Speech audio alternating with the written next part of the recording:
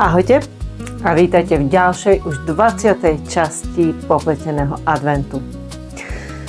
No a oficiálne po dneskajšom videu je to už iba 4 videá a bude štedrý večer. No, natáčam dneska trošku neskôr, ale nie je to prvýkrát, samozrejme. Ale proste mne sa do toho tak nechcelo. My sme doma robili ako upratovanie vianočné. Takže som sa zabávala s tým a všetko mi ide teraz veľmi zle a pomaly. Našťastie nemusím toho toľko robiť. Mám veľmi veľkú pomoc doma. Ten lakeť je nenormálny. Ono to tak bolí. A ja som myslela, že keď mi do toho pichnú. No ja myslím, že tá ihla bola aspoň takáto, keď som sa pozerala, aj keď som sa nepozerala.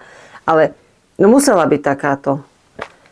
A nič. No ale určite to potrebuje čas a dúfam, že sa to zlepší. No ale sviečka je zapálená a dneska máme jantár a santálové drevo.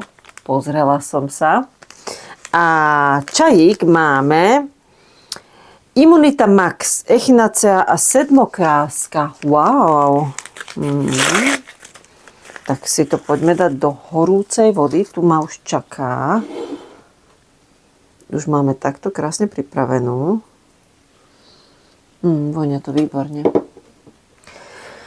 No a keďže môj lakeť je úplne odpísaný, že vraj mám tenisový lakeť. Wow. Tak tenis okolo mňa neprešiel ani na 100 kilometrov. Ja neviem, ako som mohla dostať tenisový lakeť. Teda viem, z malovania. Ale pri malovaní chytí tenisový lakeť. Tak to je už to umenie. No a teda plietla som. Veľmi nepríjemné to bolo pliesť. A v podstate snažila som sa pliesť na mojom vianočnom pulovri. No, ale tým, že je to hrubá priadza a ono je to dosť také pevné pletenie. Ako mám dosť veľké ihlice a všetko akože je fajn, ale povedzme je to úplne iné pletenie, ako keď som plietla tento žltý pulovrík. Je to proste iné. No a toto bolo také mekučké a ľahšie sa s tým plietlo, ľahšia pletenina. Toto je taká ťažšia pletenina. A sú tam 4 vlastne tie priadze, no teraz 4, inak 3, lebo robím trošku inou priadzou krk. No, nahodila som si krk, hľadám, kde je predný diel. Nahodila som si krk a plietla som okolo krku. Ja vás mám tak rada, ja si to na seba navlečiem, ja už sa fakt iba obliekam v tomto podcaste a vyzliekam a obliekam a vyzliekam, alebo prezliekam. No, takže snažila som sa robiť ten patent okolo krku a naozaj to nešlo tak ľahko. Bolel ma ten lakeť pri tom. A ja si myslím, že to naozaj tým, aká je to ťažká pletenina. Keď pletiem ten šálik alebo ten skúšobný pulovrík z DKčky, ide to oveľa jednoduchšie a nebolí ma ten lakeť. Takže urobila som exekutívne rozhodnutie, že tento rok bude z vianočného pulovra vesta. Ako vesty mám veľmi rada, mám jednu takú, čo ju stále nosím a vyzerá už teda otrasne. Ani ju tu nemám, že by som vám ukázala, aby som sa mohla za ňu hanbiť. A tá vesta je už tak obnosená a je to velikánska vesta, ktorú veľmi rada nosím na vrch pulovra. Čiže mám normálne teplý pulover ako tento a na to si dám ešte tú hrubú pletenú vestu. A v podstate to mám aj také, že keď idem von a nechce sa mi dávať si nejaká vetrovka, chcem mať niečo teplé. Proste taká vesta sa mi zíde, keďže tá je už totál obnosená. Alebo aspoň takéto výhovorky, prečo nepliesť pulover, si nachádzam veľmi jednoducho. No, takže bude z toho vesta. Pretože to by znamenalo, že už iba dopletiem krk a myslím si, že už ho mám aj dobre upletený, však z toho chvíľku dám na seba. A potom už len spravím patenty okolo výstrihu na rukáv a dopletiem si vlastne dole patent a už mi tam nechýba veľa. Myslím si, že tu som plietla 1, 2, 3, 4, 5, 6, 7, 8, 9, 10. 10 riadkov som uplietla patentu okolo krku. A ja si myslím, že mi bude stačiť okolo tých 10-12 riadkov patentu aj dole. A dokonca tuto okolo rukávov nechcem dať až 10. Tam si myslím, že dám iba nejakých 6. Tam to nechcem mať veľmi hrubé. Tak tým pádom by som to mala vedieť rýchlo dokončiť a viac sa snad tým netrápiť, pretože naozaj, ja neviem, či máte takú istú skúsenosť, ale je to ťažšie aj na moje ruky a teda hlavne na ten môj lakeť, keď je tá pletenina taká ťažká. No a stačilo rozprávania, ideme si ju obliecť. Takže ja sa idem zázračne prezliecť. Som prezlečená a takto nejako to vyzerá. Či takto mám ten patent okolo krku a myslím, že výška je už úplne dostačujúca, už to iba uzavriem. Potom si urobím teda rukávy. No, nebudú rukávy, ale iba trošku patentu okolo. A vlastne ani tu mi už netreba veľmi veľa na páse. Tam, teda tuto dole, fakt mi tam stačí, jak to mám dneska, asi som blízko kamery. Už mi stačí fakt iba kúsoček, asi toľko isto ako tuto hore. No. Takže o chvíľku to bude hotové a budem to môcť nosiť. A aj sa celkom teším, že budem mať zase nejakú takú velikánsku vestu. Hovorím, jednu mám, je taká obnosená, že už ju naozaj nosím iba na doma, keď ma nikto nevidí. A bude to fajn mať takú novú vestičku. No. Takže to bolo moje pletenie. Veľmi málo, ale snažím sa dokončiť tento výrobok, aby som to už mala dokončené, mala skrku a mohla sústrediť už iba na tie jednoduchšie pletenia. Tak ja sa zase prezlečiem späť. Prezlečená. No a ja teda sa posnažím dokončiť toto čím skôr, aby som už fakt sa mohla sústrediť iba na tie ďalšie pletenia. No, takže toto bolo celé moje pletenie, čo som prevádzala. Možno pár riadkov na šaliku a pár riadkov na tom druhom pulovri, ale zatiaľ nič moc. Ale tie si ukážeme v najbližšej nejakej časti, v tej ďalšej alebo ďalšej, pretože aj tie už určite chcete vidieť, aj keď tam není až tak veľa pribudnutého. No a poďme ešte pozrieť na nejaké otázky. A ja som mala otázku, ktorá myslím, že aj viem, prečo vznikla, lebo nebola iba raz daná taká otázka, že či ešte budú aj videá s postupmi a či budem teda robiť nejaké návody a tak ďalej. Myslím si, že táto otázka možno vznikla na základe toho, že som si premenovala svoj kanál na YouTube a aj som si premenovala svoju facebookovú skupinu a v podstate som v procese premenovávania a prerábania aj svojej webovej stránky. Ja keď som začala svoj YouTube kanál, môj plán bol taký, že budem robiť videá s návodmi, teda techniky a návody, v podstate, kde mi vidíte iba ruky a učím vás niečo. To bol môj plán. Vydala som viacero videí tohto štýlu a potom v podstate som mala doma z viacerých strán urob aj podcast, majú to ľudia radi. Tak som sa nejako rozhodla, že vyskúšam podcast. Z začiatku, keď si pozriete moje prvé podcasty, wow, akože hrôza.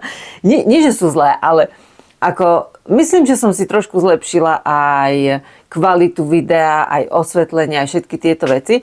A myslím, že už sa trošku menej bojím pred kamerou. Tak som začala teda aj podcasty.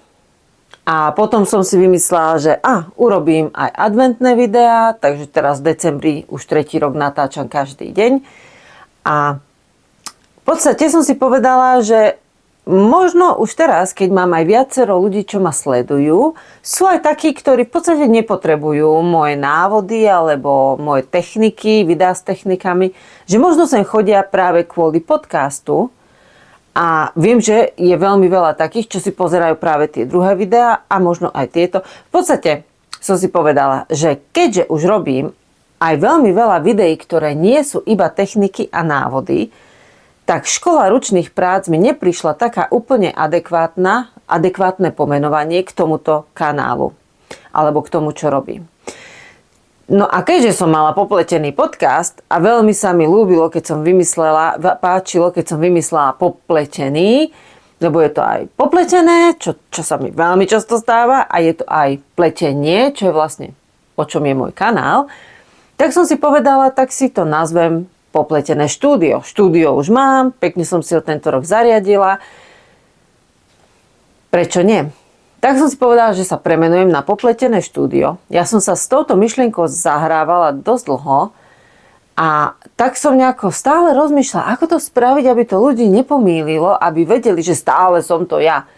A potom som si raz povedala, ja to proste spravím a hotovo. Takže v podstate sa snažím premenovať všade na Popletené štúdio, ale ešte stále dávam aj buď do zátvorky alebo menším písmenom Škola ručných prác. Takže čo to znamená pre môj kanál? Absolútne nič. Všetko bude pokračovať tak, ako to bolo doteraz. Budem mať popletené podcasty, dúfam, že budem pokračovať aj v týchto popletených adventoch, budem mať techniky, budem mať návody, budem mať videá s návodmi. Už na nejakých aj teraz pracujem, pretože tie mi trvajú naozaj veľmi dlho, kým ich spravím, pretože musím najskôr napísať návod, musím si ho otestovať viackrát, pomeniť, ak niečo chcem pomeniť. Takže pracujem aj teraz v zákulisí, už na nejakých veciach. Takže v podstate sa nič nemení, len sa zmenilo meno, ktoré sa mi veľmi páči. No, ale nad ďalšou vecou som rozmýšľala a rozhodla som sa, že od januára bude všetko platené. Čiže už nič nebude zadarmo. Ale srandujem, nie. Všetko bude zadarmo ako doteraz, to iba srandujem. Takže nič nebude platené, všetko bude zadarmo ako doteraz. Ale som rozmýšľala, že možno si sprístupním členstvo na YouTube kanály, ktoré, keď budete chcieť, si ho zaplatíte, keď nebudete chcieť, si ho nezaplatíte.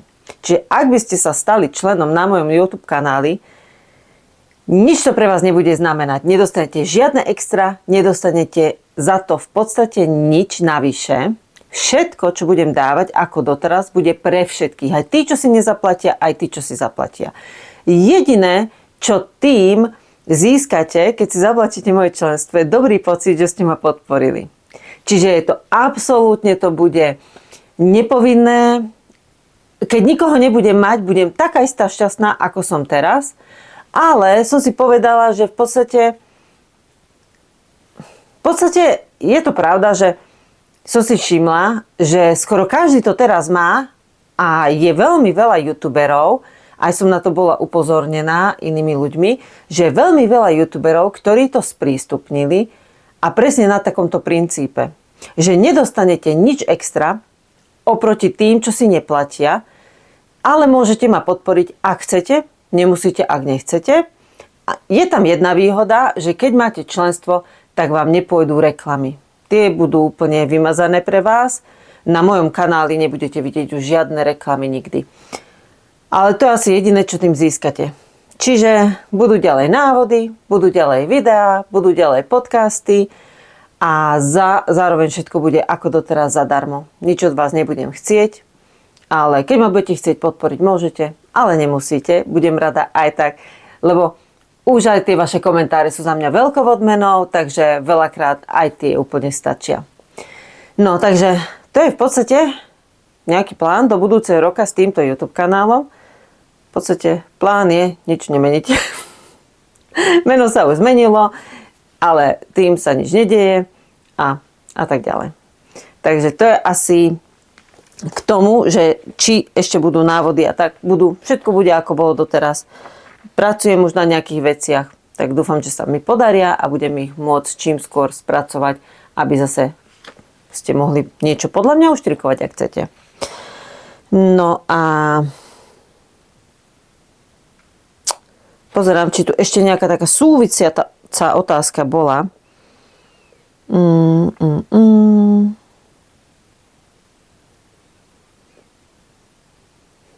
No, nemám tu asi nič také súvisiace. Takže to je asi všetko k obkecu dneska. Tak dúfam, že som to tak nejako nepoplietla všetko, keď som sa vám to snažila povedať. A ďakujem za počúvanie. Dobre, poďme si už otvárať tie adventné kalendáre, lebo už začnem zase trepať 2 na 3 a všetko bude popletené. Ideme si otvárať kozmetiku. Takže kozmetiku si otvoríme. Ale áno, niečo by som chcela navyše na budúci rok. Už mám resty, už som bola pozvaná na návštevu báb do Bojníc. Takže to mám taký rest, ktorý som si ešte nesplnila a tie určite by som rada išla pozrieť. Takže to je ďalší plán, ktorý mám. Takže dievčatá, sa ospravedlňujem, že som u vás ešte nebola. Veľmi rada k vám zavítam, teda ak som ešte stále pozvaná. A to by som tiež chcela urobiť. No, dobre, poďme už otvárať. 20. Dneska je 20. Dneska sa asi prvýkrát po pár dňoch nemýlim s dňami a neotváram nesprávne dni. Teda dúfam, že neobjavím zase niečo, keď budem strihať video.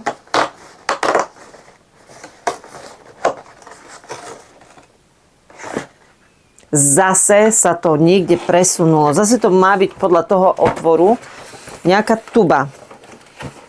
Zase tam nič nie je. Úplne sa to niekde stratilo v tejto krabici. Ale kde to odišlo? To je 21. Božinku, veď toto nie je len adventný kalendár, kde máte prekvapenia. Toto je ešte aj to misia nájsť to vôbec v tej krabici. No uvidíme, možno to ani nenájdem teraz, že čo to je, kde to je. To bude asi...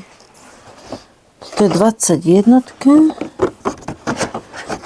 Ja to tu nemám. Nie je to tu. Juj, to sú 2 padnuté. Tak si jednu vybereme. Ale neviem, skadiaľ táto vypadla.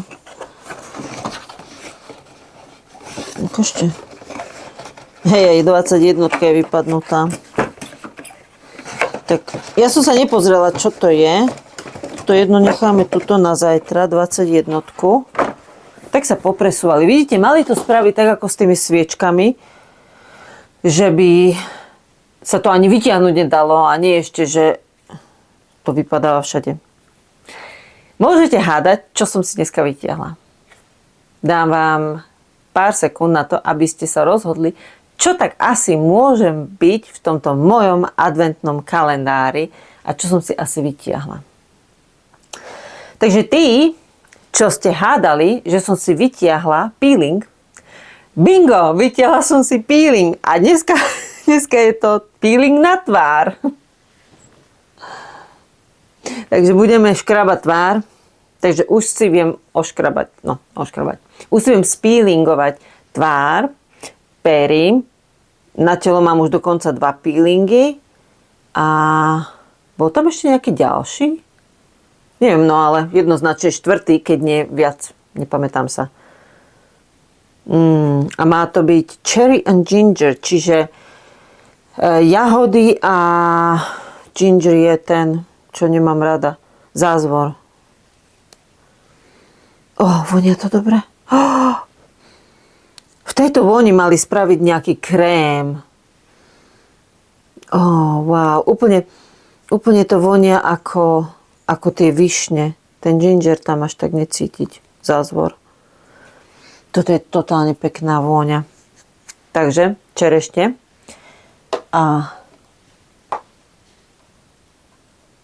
Áno, toto som mala včera. Tak ja to vôbec nechápem. Tuto je napísané face scrub. Scrub je peeling. A tuto je face exfoliant. A exfoliant je tiež taký ako peeling. To už naozaj si mám celú tvár iba zoškrabať. Asi, neviem. Budem si musieť vzadu prečítať, čo tam píšu tými milimetrovými písmenkami, že aký je vlastne medzi nimi rozdiel. Uvidíme. Dobre, takže to je kozmetika. A môžeme si... Austráliu dneska nemáme, pretože je 20. je párny deň. A máme Míšu, takže šuštíme.